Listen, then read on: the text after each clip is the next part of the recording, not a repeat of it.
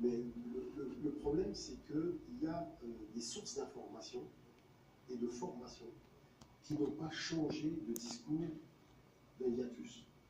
C'est-à-dire que toute l'histoire, quand je parle d'humanité classique africaine, qui permet tout simplement de relativiser l'histoire et de faire rentrer l'objectivité dans l'histoire de l'humanité, eh bien, cette objectivité est absolument inconnue du peuple martiniquais, qui fait que ce peuple, le peuple forcément va fonctionner avec des œillères qui consistent à voir le génie de l'Europe, mais à ne pas pouvoir entrevoir le génie du monde noir de façon générale.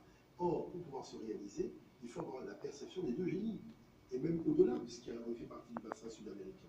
Donc ça veut dire que quoi? Ça veut dire que il faudrait expliquer aux gens qu'un pays se gère comme une entreprise. Il y a les entrées et les sorties. À partir de là, il faut voir quelles sont les forces et les faiblesses dans différents secteurs d'activité de ce pays. Sachant qu'il y a une activité qui va être orientée vers l'extérieur et une activité qui va être orientée vers l'intérieur.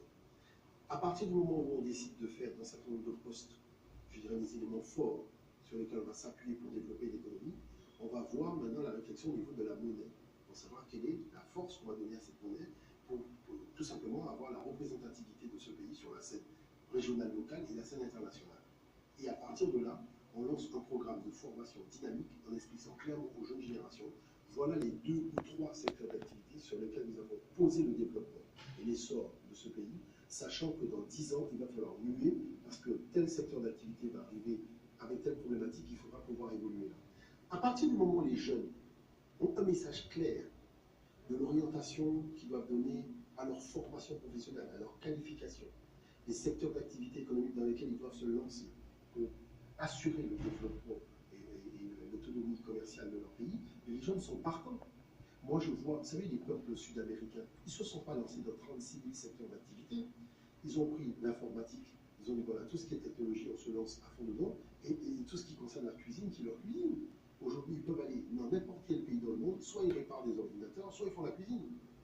Bon, des gens qui sont venus de Turquie, ils font des sandwichs grecs, ils font le sandwich et tout l'appareillage autour des sandwichs, c'est-à-dire toutes les machineries jusqu'aux tables et aux chaises sont fabriquées en Turquie.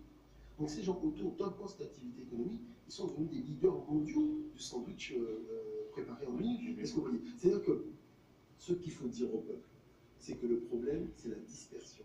C'est-à-dire quand on se disperse, c'est là qu'il y a un souci. C'est pour ça qu'il faut mener une réflexion en amont, de manière à voir quels sont les potentiels qu'on peut offrir sur des marchés relativement importants, dont on voit véritablement sur le moyen long terme que ce sont des marchés en plein développement.